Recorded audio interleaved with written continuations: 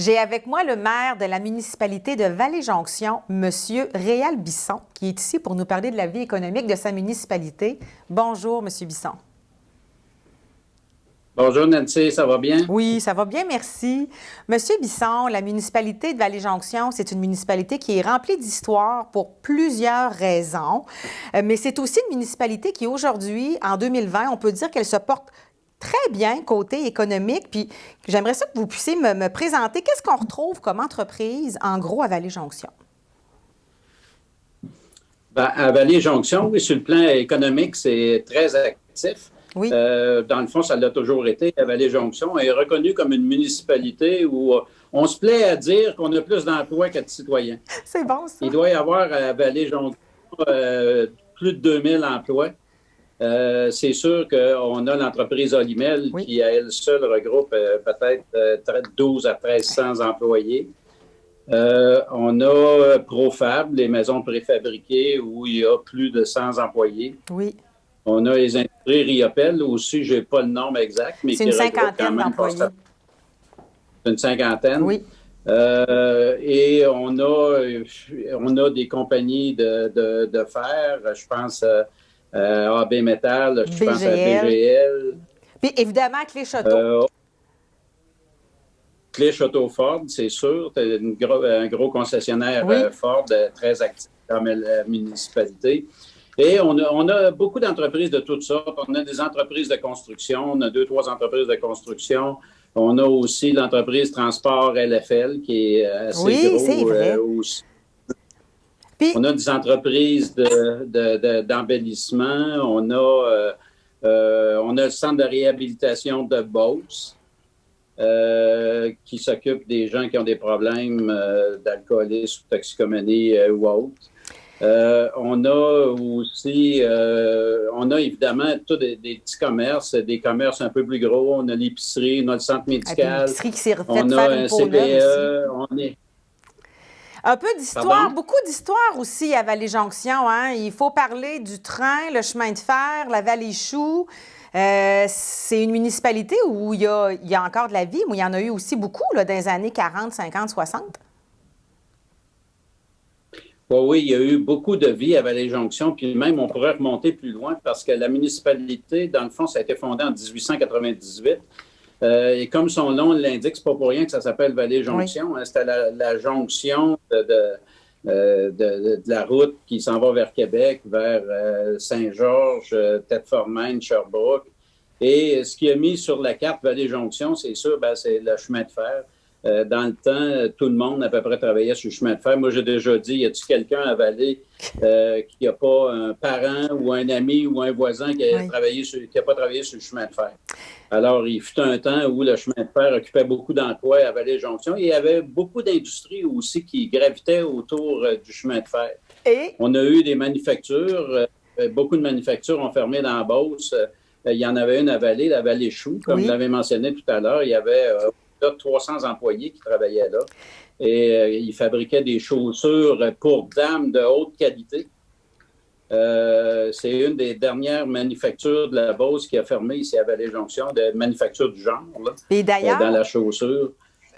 Monsieur Bisson, vous me parliez aussi du centre de transbordement, parce qu'il y a un projet de centre de transbordement pour ramener un peu le train, et ça va être très positif, ça, pour l'économie, ça va attirer des entreprises. Parlez-moi donc du projet du centre de transbordement, s'il vous plaît. Oui, depuis à peu près 2-3 ans, on travaille là-dessus. Il y a Logibel qui a un centre de transbordement au lac Mégantic qui est sur le projet. On a eu beaucoup de rencontres avec le ministère du Transport, avec le CN, avec Logibel. Et dans le fond, la volonté, c'est d'amener un centre de transbordement du côté ouest qui permettrait de transporter des conteneurs par train plutôt que par camion. Oui. Je pense que ça serait bénéfique pour l'ensemble de la région, pour Vallée-Jonction, de l'ensemble de la région, parce qu'on sait que quand il y a un centre de transbordement dans une municipalité, c'est de nature à attirer beaucoup d'autres entreprises. Tout à fait. Et c'est sûr que du côté ouest, on a Olimel. Alors, Olimel pourrait profiter du centre de transbordement pour mettre sa marchandise sur train. Olimel transporte la marchandise jusqu'à Vancouver, puis là, de là, ça prend le bateau pour aller de l'autre côté. Alors, ça serait un gros plus. Et Alors, la clé, c'est le pont, hein, qu'on pourrait avoir d'ici 2022? Oui, la clé, c'est le pont et présentement, il y a encore des discussions au ministère du Transport. On devrait savoir, semble-t-il, cet automne, c'est quoi qui va se passer du côté du pont ferroviaire. Est-ce qu'ils vont construire un neuf? Est-ce qu'ils vont le rénover?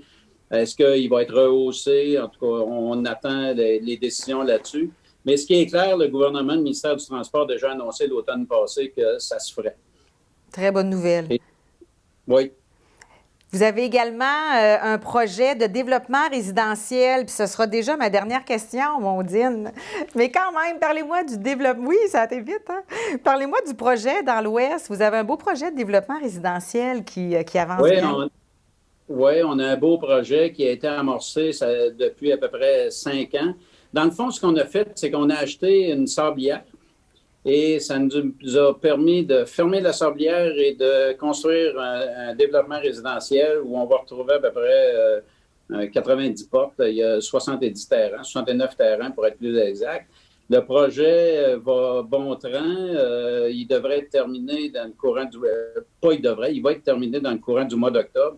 On a déjà peut-être le tiers des terrains de vendus. Wow! Et ça va bien. Ça va bien, certain. Fait que s'il y en a qui nous écoutent puis qui auraient le goût d'avoir peut-être un peu plus d'informations, parce qu'on sait que les jeunes familles s'en viennent de plus en plus en Nouvelle-Beauce et c'est tant mieux pour nous. On va tout simplement les envoyer, les diriger vers le bureau municipal à Vallée-Jonction, M. Bisson? Oui, bureau municipal. Puis on a un site web aussi, ça s'appelle coteaudessables.com. Alors, les gens peuvent même réserver des terrains directement sur le site web. Parfait. On aurait pu parler aussi de votre parc industriel. Oui? Oui, parc industriel, oui. On a un parc industriel qui est plein. Il y a 3 semaines à peu près, là, vous avez vendu votre dernier terrain. Écoutez, c'est ça qu'on veut dans la vie, là. Oui, mais sauf que ce qui est étonnant un peu, on avait déjà été à CPDAQ pour dézoner. Ils nous avaient accordé 50 et là, on n'a plus de terrain, puis il faut retourner. On est en démarche de retourner à CPDAQ pour faire dézoner une autre partie. Alors, quand c'est plein, c'est des bonnes nouvelles. C'est exactement. Ce qui est étonnant, c'est qu'on n'en a plus. Merci beaucoup, M. Bisson. Oui, c'est ça. Ça m'a fait plaisir. Merci. À la prochaine. Bye.